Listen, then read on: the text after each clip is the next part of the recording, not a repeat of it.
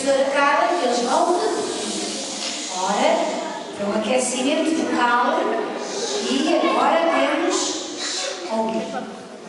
E o 2, e agora o 3.